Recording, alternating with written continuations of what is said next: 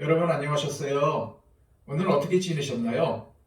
오늘은 하나님께 예배드리는 수요일 저녁입니다. 하루의 시간을 마무리하는 이 저녁 시간에 우리 하나님께 예배드리는 거 참으로 감사하게 생각합니다. 오늘도 이 예배를 통해서 더욱더 하나님께 가까이 가는 우리 모두가 되기를 소망합니다. 기도하겠습니다. 하나님 감사합니다. 오늘 하루를 주셔서 또 이렇게 하루를 잘 살고 이제 이 저녁 시간에 하나님 앞에 예배드리게 하심을 감사드립니다. 아버지 하나님, 우리가 이 예배를 드릴 때에 주님 친히 강림하셔서 우리의 예배를 받으실 줄로 믿습니다. 영과 진리로 예배할 때에 주님 기뻐 흠양하여 주시고 하나님의 한량없는 은총으로 우리 가운데 더딥혀 주옵소서. 예수 그리스도의 이름으로 기도하옵나이다. 아멘. 다 함께 찬송가 324장 함께 찬양드립니다.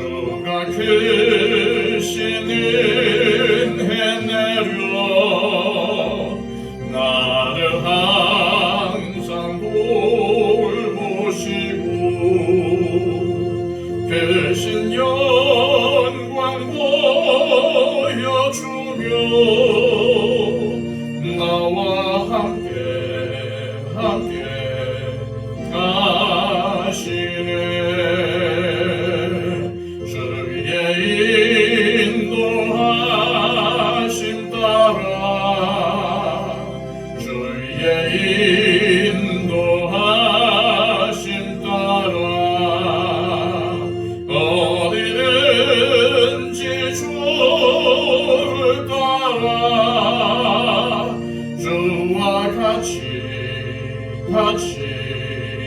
하려네. 찬송가 하나 더 하겠습니다. 찬송가 80장입니다.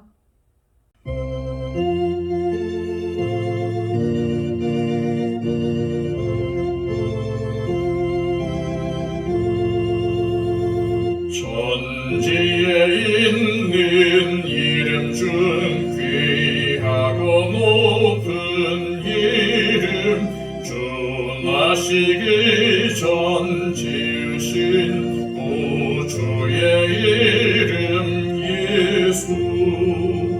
주 앞에 내가 엎드려 그 이름 찬송함은 내 귀에 들린 말씀 중 귀하신 이름 예수. 주 십자가에 달릴 때 명패에 쓰인 대로 저 유대인의 왕이요 곧 우리 왕이시라. 주 앞에 내가 엎드려 그 이름 찬송함은 내 귀에 들린 말씀 중 귀하신 이름 예수. 지금도 살아 계셔서 언제나 하시는 일, 나 같은 죄인 부르사 참 소망 주시도다. 주 앞에 내가 엎드려 그 이름 찬송함은 내 귀에 들린 말씀 중 귀하신 이름 예수. 주 예수께서 영원히 어제나 오늘이나 그 이름으로 우리에게 참 복을 내리신다. 주 앞에 내가 엎드려 그 이름 찬송함은 내 귀에 들린 말씀 중 귀하신 이름 예수.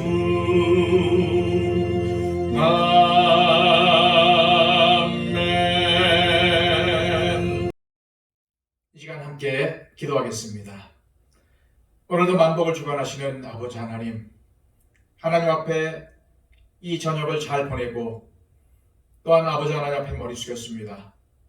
주님, 이 예배 가운데 오셔서 우리의 예배를 흠양하여 주시고 하나님의 한량없는 은총으로 우리 가운데 부어 주옵소서. 아버지 하나님, 날씨가 많이 춥습니다.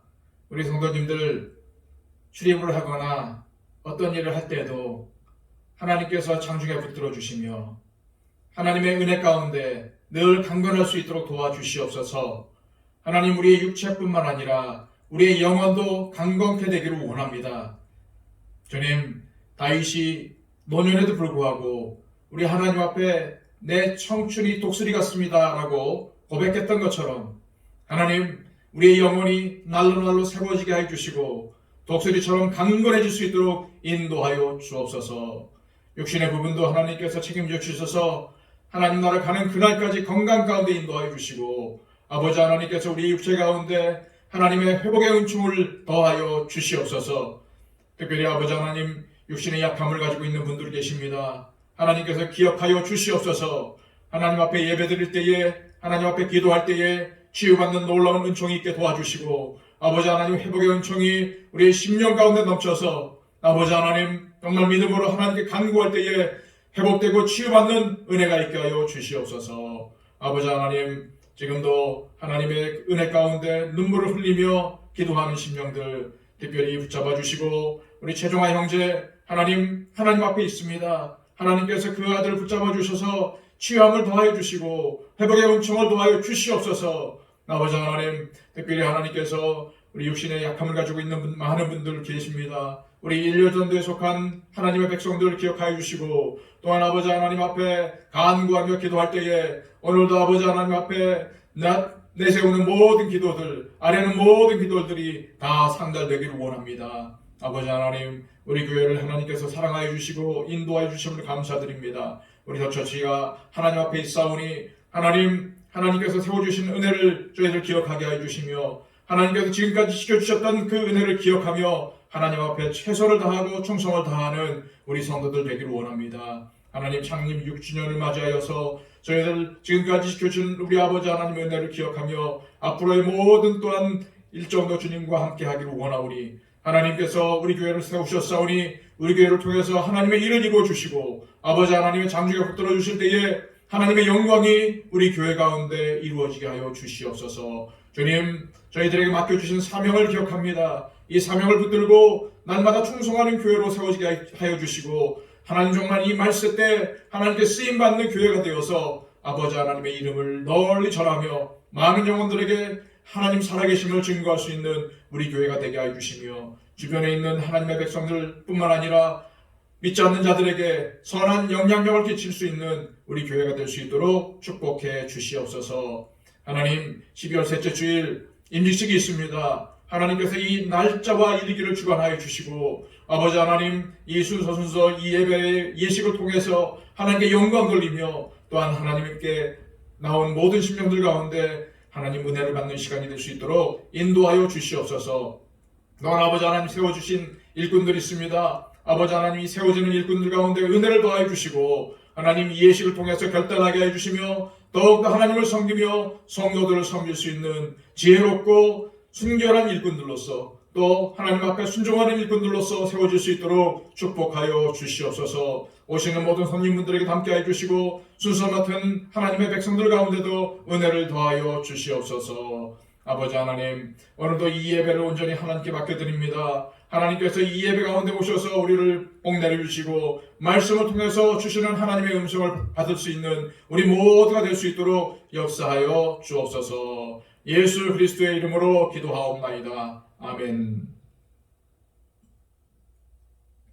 이 시간 하나님께서 우리에게 주시는 말씀은 구약성경 말라기 2장 17절 말씀입니다. 말라기 2장 17절, 구약성경 1329쪽을 참조하십시오. 너희가 말로 여호와를 괴롭게 하고도 이르기를 우리가 어떻게 여호와를 괴롭혀 드렸나이까 하는도다. 이는 너희가 말하기를 모든 악을 행하는 자는 여호와의 눈에 좋게 보이며 그에게 기쁨이 된다 하며, 또 말하기를 정의의 하나님이 어디 계시냐 함이니라. 아멘. 여러분, 인포데믹이라는 말을 들어보셨습니까? 인포데믹은 정보를 뜻하는 인포메이션과 전염병을 뜻하는 에피데믹이 합쳐진 말입니다. 그래서 정보 전염병이라고 해석을 할 수 있겠네요. 어떤 일에 대해서 왜곡되어 전해지는 정보들이 사회에 넘쳐날 때에 인포데믹이라는 말을 사용합니다. 우리가 자주 듣는 말로 표현한다면 가짜 뉴스들이 판을 친다는 말입니다. 여러분들도 잘 알고 계시다시피 유튜브나 SNS로 정보를 주고받는 것이 활발해짐에 따라서 이 가짜 뉴스들이 너무 많이 양산이 되고 있고, 그 잘못된 정보들이 무분별하게 유통되면서 사회를 더욱더 혼란스럽게 만들고 있지요. 아마 여러분들도 그런 가짜 뉴스들을 들어보셨을 겁니다. 예를 들면 이런 거죠. 코로나 초기에 의사협회 권고사항이라는 그럴듯한 이름표를 붙이고는 따뜻한 물을 많이 마시면 코로나19를 예방할 수 있다는 그런 말이 유행하기도 했고, 또 어떤 교회에서는 속은 물이 코로나19를 예방하는데 효과가 있다고 해서 교회에 오는 사람들에게 분무기로 소금물을 뿌렸다가 수많은 확신자들이 나오기도 했지요. 그래서 이 사회의 비수거리가 되었습니다. 심지어는 마이크로소프트의 창업자인 빌 게이츠가 코로나 백신을 통해서 사람들에게 마이크로칩을 주입하려고 한다는 등, 혹은 백신을 맞으면 사람의 DNA가 바뀌어서 접종받은 사람이 좀비가 된다라는 그런 말까지도 나돌고 했었죠. 자, 그렇다면은 왜 이렇게 가짜 뉴스가 판을 치는 걸까요? 그 이유는 다양할 것입니다. 사람들에게 불안 심리를 자극해서 자기에게 관심을 갖게 하려는 의도도 있고, 때로는 가짜 뉴스를 통해서 사람들이 그것에 속아 넘어갈 때에 짜릿한 쾌감을 느끼기도 하기 때문이죠. 또한 그런 거짓 정보를 통해서 편을 갈라서 자신과는 다른 쪽에 있는 사람들을 공경에 처하게 하면서 자신에게는 유리하게 만들기 위해서이기도 합니다. 그런데 그런 가짜 뉴스가 오늘날에만 있는 것이 아닙니다. 이 말라기 선지자가 살던 시대에도 가짜 뉴스가 사람들을 현혹하고 있었어요. 그 이야기가 바로 오늘 본문에 나옵니다. 오늘 본문에서 이스라엘 백성들은 또다시 하나님께 질문을 던지죠. 우리가 어떻게 여호와를 괴롭혀 드렸나이까? 말라기에 나오는 앞선 질문들처럼 이 질문 역시도 참으로 어리석은 질문이 아닐 수가 없습니다. 자신들의 모습은 제대로 보지 못한 채 모든 책임을 다 하나님께 전가하고 있기 때문이죠. 이스라엘 백성들이 하나님을 어떻게 괴롭게 했는지 오늘 본문 맨 앞에 나옵니다. 17절의 말씀을 제가 다시 한번 읽어드릴게요. 너희가 말로 여호와를 괴롭게 하고도 이르기를 우리가 어떻게 여호와를 괴롭혀 드렸나이까 하는도다. 이는 너희가 말하기를 모든 악을 행하는 자는 여호와의 눈에 좋게 보이며 그에게 기쁨이 된다 하며 또 말하기를 정의의 하나님이 어디 계시냐 함이니라. 자, 이 말씀을 보니까 너희가 말로 여호와를 괴롭게 하고도, 너희가 말로라는 이 말의 정확한 의미는 너희들이 여러 가지 말로라는 뜻이에요. 즉 이스라엘 백성들이 하나님을 괴롭게 한 것은 말로 인한 것이었고, 그런 말들이 유행처럼 계속해서 반복적으로 통용이 되었다는 말입니다. 그러면 이스라엘 백성들이 어떤 말을 했기에 하나님께서 그렇게 괴로워하셨겠습니까? 그 내용이 이어져 나오죠. 이는 너희가 말하기를 모든 악을 행하는 자는 여호와의 눈에 좋게 보이며 그에게 기쁨이 된다 하며 또 말하기를 정의의 하나님이 어디 계시냐 함이니라. 하나님을 괴롭게 한 첫 번째 말은 악을 행하는 자야말로 하나님 보시기에 선한 자요, 하나님께서는 악을 행하는 자를 기뻐하신다라는 말이었어요. 여러분, 이 말이 됩니까?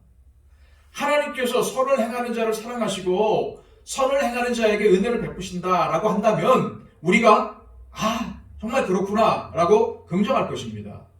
그런데 악을 행하는 자가 하나님 눈에 선한 자라? 악을 행하는 자를 하나님이 기뻐하신다? 이건 말도 되지 않는 궤변이죠. 물론 그들이 이러한 궤변을 늘어놓는 데는 다 이유가 있을 것입니다. 선을 행하고 진실되게 살려고 하는 사람들보다 불의를 향하고 거짓을 일삼는 자들이 세상에서 더 성공하고 더 출세하기 때문입니다. 오늘날 우리의 시대에도 그렇고 오늘 이 말라기 선지자의 시대에도 그렇습니다. 그래서 성경에서는 자주 악을 행하는 자들이 정직하게 사는 사람들보다 더 형통하고 일도 잘 풀린다는 것 때문에 불평하거나 또한 그런 사람들을 시기하지 말라고 말씀하고 있죠. 왜 그렇습니까? 그들이 지금은 잘 되는 것처럼 보여도 반드시 하나님의 심판을 받을 날이 오기 때문이죠. 그래서 악을 행하는 자를 부러워하지 말고 악인들의 형통함을 부러워하지 말라라고 말씀하신 후에 반드시 따라오는 말씀이 그들이 언젠가는 심판을 받아서 세잔해질 것이다. 이런 말씀이 있죠. 그렇습니다. 악이 지배하는 세상에서 정의보다는 불의가 더 득세하는 것처럼 보입니다. 우리의 생각에는 정의가 불의를 이기고 승리해야 하고 선함이 악함을 이기고 승리해야 하는데 그렇지 못할 때가 훨씬 더 많지요. 불법을 행하는 자들이 오히려 더 떵떵거리면서 잘 삽니다. 그러나 우리가 분명하게 알아야 될 사실이 있습니다. 아무리 정의보다는 불의가 판을 치고 선함보다는 악함이 판을 친다고 하더라도 그것이 하나님의 뜻은 결코 아니라는 것입니다. 그리고 하나님은 그러한 것들을 결코 기뻐하지 않으십니다. 그런데 이 말라기 선지자 당시 이스라엘 백성들은 그런 가짜 뉴스를 만들어서 유통을 시켰어요. 하나님께서 악을 행하는 자를 징벌하시는 것이 아니라 오히려 그들을 좋게 봐주시고 그들을 사랑하기까지 하신다. 이렇게 말입니다. 분명 말도 되지 않는 소리죠. 궤변 중에 궤변이죠. 그런데 그런 말도 안 되는 소리를 공공연하게 떠들고 다닙니다. 그러면은 이스라엘 백성들은 왜 이런 말도 안 되는 소리를 하는 걸까요? 그리고 그런 말도 안 되는 소리를 하는데도 사람들은 왜 그 말을 믿고 받아들이는 걸까요? 이유는 간단합니다. 당시의 사회가 너무나도 악하기 때문이었습니다. 그래서 사람들은 탄식하듯 이렇게 되묻습니다. 정의의 하나님이 어디 계시냐? 이 물음은 세상에 악이 판을 치고 있다는 것을 암시하고 있죠. 정의의 하나님께서 세상을 심판하지 않으실 것처럼 세상이 돌아가고 있다는 뜻입니다. 하나님의 심판을 잊은 것처럼 하나님의 심판이 없는 것처럼 세상이 돌아가고 있다는 말이죠. 그런 사회 속에서 대부분의 사람들은 자신들도 적당하게 불의를 행하면서 손해를 보지 않으려고 합니다. 남들도 다 그렇게 사는데 뭐 라고 생각하면서 불의를 행하는 자신을 합리화시키죠. 심지어 불법을 행하여서 불을 쌓고 권력을 잡는 사람들을 은근히 부러워합니다. 나도 기회가 되면 그렇게 하고 싶은 마음이 굴뚝과 같죠. 그래서 분명 말도 되지 않는 소리인데도 불구하고 하나님은 악을 행하는 자를 선하게 보시고 사랑하신다라는 가짜 뉴스를 좋아합니다. 좋아할 뿐만 아니라 그런 가짜 뉴스를 확산시킵니다. 그래야 자신이 행한 불법, 자신이 행한 악함이 정당화될 수 있기 때문이죠. 오늘 본문은 바로 그런 것이 하나님을 괴롭게 하는 것이라고 말씀하고 있습니다. 이스라엘 백성들이 가짜 뉴스를 만들어서 악을 부추기고 그런 악을 따라 살려는 것을 바라보실 때에 하나님의 마음은 무척이나 괴로우시다는 거예요. 괴롭게 하다라는 이 말, 히브리어로 야가라고 하는데요. 이 말은 근심하게 하다, 슬프게 하다, 번뇌하게 하다라는 뜻을 가지고 있습니다. 어떤 큰 고통으로 인해서 마음이 굉장히 슬프거나 괴로울 때 쓰는 말이죠. 이스라엘 백성들이 하나님의 뜻과는 전혀 다른 이야기를 마치 하나님의 뜻인 양 떠벌리고 다니거나 그렇게 믿고 싶어 하는 것이 바로 하나님을 슬프게 만든다는 것입니다. 그렇습니다. 거짓된 말로 하나님의 말씀을 왜곡시키는 것, 이것은 바로 하나님의 마음을 아프게 만드는 것입니다. 우리 인간을 지으시고 선을 행하며 하나님과 동행하기를 원하셨던 하나님의 뜻과는 다르게 우리 인간이 하나님을 떠나 범죄하고 그런 것을 즐기는 모습을 보실 때에 하나님은 탄식하시며 깊이 근심하십니다. 창세기 6장에는요. 하나님께서 근심하셨다는 표현이 나옵니다. 우리가 잘 아는 것처럼 노아 시대에 홍수로 세상을 심판하시기 전 인간들의 모습은 너무나도 악했습니다. 그래서 그 사회에서는 법이 아무런 소용이 없었고 정의는 눈을 씻고도 찾아볼 수가 없었죠. 그렇게 무법천지가 되어서 타락한 세상을 바라보시면서 하나님께서는 땅에 사람 지으셨음을 한탄하시고 마음에 근심하셨다고 기록이 되어 있습니다. 부모의 심정으로 말한다면 늘 못된 짓만 하면서 부모의 마음을 아프게 하는 자녀를 바라보며 내가 왜 저런 놈을 낳았지? 내가 왜 저런 놈을 낳고도 미역국을 먹었지? 라고 탄식하는 것처럼 하나님께서 인간들을 보시고 탄식하며 근심하셨던 거죠. 그런데 지금 말라기 선지자 당시에 이스라엘 백성들의 모습은 노아 시대의 사람들을 닮아가고 있는 거예요. 요즘 우리가 쓰는 쉬운 표현으로 말한다면 어떠한 수단과 방법도 가리지 않고 돈만 벌면은 장땡입니다. 수단과 방법을 가리지 않고 내가 하고 싶은 것을 다 하고 사는 사람이 최고라는 거죠. 마치 하나님께서 그런 사람을 감싸주시고 그런 사람을 사랑하시는 것처럼 생각을 합니다. 그리고 실제로 그런 것처럼 말을 꾸며내서 유행시킵니다. 하나님은 악을 행하는 사람들을 좋게 보시고 그런 사람들을 기뻐하신다고 말이죠. 그러면서 정의의 하나님이 어디 계시냐라고 반문을 합니다. 마치 하나님의 심판이 없는 것처럼 말이죠. 그것도 하나님의 백성이라고 하는 이스라엘 백성들이 말입니다. 여러분, 세상이 아무리 악하게 돌아간다 하더라도 우리 믿음의 사람들은 하나님을 바라보고 하나님을 의지하며 살아가야 합니다. 세상 사람들이 불법을 행하고 그것을 즐길지라도 우리 믿음의 사람들은 하나님의 말씀을 따라서 의를 행해야 합니다. 분명한 것은 세상은 정의보다는 불의를 행하는 사람들에게 유리합니다. 선하게 살려는 사람보다는 적당히 악을 행하며 사는 사람들이 더 출세하고 성공하기 쉽습니다. 정직하게 살면은 마치 바보가 된 것 같습니다. 바르게 살려 할 때에 손해보는 것 같다는 느낌이 듭니다. 그러나 세상이 아무리 그렇다 하더라도 우리 믿음의 사람들은 그런 세상의 풍조를 따라서는 안 됩니다. 믿음으로 산다는 것은 단순히 박해받던 시대에 그런 것처럼 신앙을 지키며 죽을래? 아니면 신앙을 버리고 목숨을 구할래? 라고 하는 선택에 머물지 않습니다. 믿음으로 산다는 것은 하나님의 뜻을, 다시 말해서 하나님의 선하신 뜻을 행하며 사는 것입니다. 하나님의 말씀을 따라 사는 거죠. 그 삶이 십자가를 지는 것처럼 고달프고 힘들다 하더라도, 때로는 좁은 길로 가는 것처럼 고통을 감수해야 하더라도, 때로는 자신의 정욕과 욕심을 십자가에 못 박아야 하는 처절한 영적 싸움이 있다 할지라도 우리는 그러한 믿음의 길을 가야 합니다. 나 한 사람이 바르게 산다고 세상이 바뀌겠어? 라고 반문할 수 있어요. 그런 생각이 들 수 있습니다. 그러나 분명한 것은 그러한 생각은 마귀가 주는 생각입니다.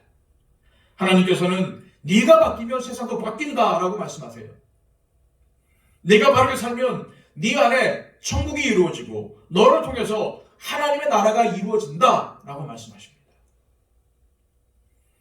작은 구멍 하나를 막지 못하면 거대한 뚝이 무너지고 맙니다. 작은 볼트 하나 잘못 끼우면 거대한 비행기조차도 추락할 수가 있어요.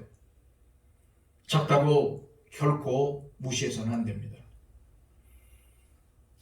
인간적인 시각으로 나를 바라보면 나라는 존재는 작고 미미할 수 있습니다. 그러나 하나님의 나라에서 나라는 존재는 아주 귀하고 소중한 존재입니다.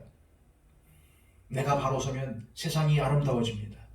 내가 먼저 질서를 지키면 우리 사회는 질서가 있는 사회가 됩니다. 내가 먼저 선을 행하면 우리 사회는 선행이 가득한 아름다운 사회가 됩니다. 여러분, 하나님께서 꿈꾸시는 아름다운 사회를 만드는 비결은 내가 먼저 믿음으로 바로 서는 것입니다. 내가 먼저 바르게 설 때에 세상은 분명히 바뀔 것이기 때문이죠. 아름다운 사회를 만드는 또 한 가지 방법은 거짓에 현혹되지 않는 것입니다. 요즘과 같은 정보화 시대에 우리는 너무 많은 정보의 홍수 속에 살아가고 있습니다.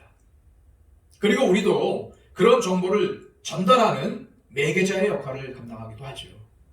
그럴 때에 우리가 조심해야 할 것이 있습니다. 그것은 가짜 뉴스를 전달하지 않는 것입니다. 우리가 받아본 수많은 정보들 가운데 가짜들이 의외로 많아요. 말라기 선지자 시대에 비교할 수 없을 정도로 많은 가짜 뉴스들이 우리를 힘들게 하고 현혹하고 있습니다. 우리는 우리가 얻은 정보 가운데서 무엇이 사실이고 무엇이 가짜인지를 분별할 수 있는 지혜를 가져야 돼요. 만약 그것이 가짜인지 진짜인지를 알 수가 없다면 그것을 다른 사람들에게 전하는 어리석음을 범하지 말아야 합니다. 만일 내가 보낸 정보가 가짜일 때 이스라엘 백성들처럼 우리도 하나님을 괴롭게 하는데 동참하는 사람이 되기 때문이죠. 스웨덴의 의사이자 통계 분석가인 한스 로슬링은 인간이 사실을 사실대로 보지 못하는 이유를 우리 인간이 갖고 있는 10가지 본능 때문이라고 지적을 합니다. 그 10가지 본능 중에 하나가 바로 일반화의 본능인데요. 일반화 본능이라는 것은 우리가 겪는 어떤 특별한 사건을 마치 그것이 늘상 있는 일이고 누구나 겪는 것처럼 착각하는 것입니다. 특히 나에게 어떤 강력한 인상을 주는 사건을 경험했을 때에는 그것이 그 어떤 것보다 훨씬 더 내 기억 속에 큰 작용을 하죠. 그래서 그 사건이 자주 일어나는 사건이 아님에도 자주 일어난다고 생각함과 동시에 자신이 한 경험이 모든 사람이 다 겪는 경험인 것처럼 착각하는 겁니다. 이것이 일반화의 본능이에요. 우리는 신앙생활하면서 그것을 조심해야 됩니다.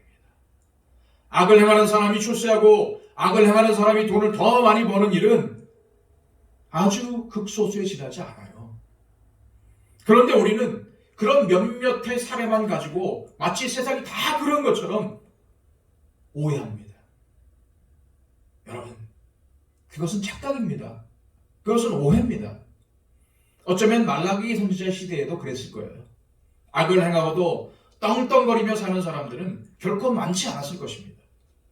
불의를 행하면서도 아무런 벌을 받지 않고 오히려 출세하고 성공한 사람은 극소수였을 것입니다. 그런데 사람들은 그런 몇몇의 사람들의 모습을 보면서 그것이 마치 늘상 있는 것처럼 모든 사람이 그런 것처럼 생각하고 하나님께서 악을 행하는 자들을 좋게 봐주시고 심지어 그들을 사랑하신다라는 그 엉터리 같은 말을 지어낸 것입니다. 여러분, 성경은 분명히 우리에게 말씀하십니다. 악을 행하는 자를 하나님께서 반드시 심판하신다고 말이죠. 때로는 세상에서 악을 행하는 자가 형통한 것처럼 보일 수 있습니다. 아니, 실제로 그런 사람들이 있긴 있습니다. 그러나 그런 사람들은 결코 많지 않습니다. 불법을 행하고서도 벌을 받지 않는 사람들이 있긴 있습니다. 그러나 그런 경우도 결코 많지 않습니다. 그런 일부를 가지고 하나님은 심판하지 않는 분이라고 섣불리 예단해서는 안 됩니다. 하나님은 반드시 그가 행한 행위를 따라 심판하십니다. 하나님은 오늘도 살아계신 하나님이십니다. 공의의 하나님이 마음을 바꿔서 악을 행하는 자를 사랑하고 그런 사람들에게 복을 주는 것이 아닙니다. 하나님은 어제나 오늘이나 동일하신 분이십니다. 불공평한 세상을 바라볼 때 우리도 이스라엘 백성들처럼 말하고 싶을지 모릅니다. 하나님은 악을 행하는 사람들을 좋아하고 사랑하시는 것이 아니냐라고 말이죠. 세상이 그렇게 보이기 때문입니다. 그러나 그렇지 않습니다. 세상은 지금도 악을 행하며 사는 사람들보다는 선을 행하는 사람들이 훨씬 더 많습니다. 악하게 사는 사람들보다 선하게 살려고 몸부림치는 사람들이 훨씬 더 많습니다. 어쩌면 그래서 우리 시대에 노아의 홍수와 같은 그런 심판이 없는 줄도 모릅니다. 마귀는 우리에게 계속해서 잘못된 생각을 갖도록 유혹할 것입니다. 죄를 지어도 하나님이 보시지 않아. 죄를 지어도 벌을 받지 않아. 봐, 누구누구는 자기가 하고 싶은 대로 다 하며 살잖아. 한 번 주면 괜찮아. 하나님도 이해해 주실 거야. 라고 속삭입니다. 근데 여러분, 우리는 그런 마귀의 속삭임에 넘어가서는 안 됩니다. 그런 죄의 속삭임에 넘어가서는 안 됩니다. 죄의 속삭임에 넘어가서 불의를 행하고 또 그 불의를 행한 자기를 합리화시켜서도 안 됩니다. 불의를 행하고 벌을 받지 않았다고 좋아해서도 안 됩니다. 왜요? 언젠가는 반드시 심판받을 날이 오기 때문입니다.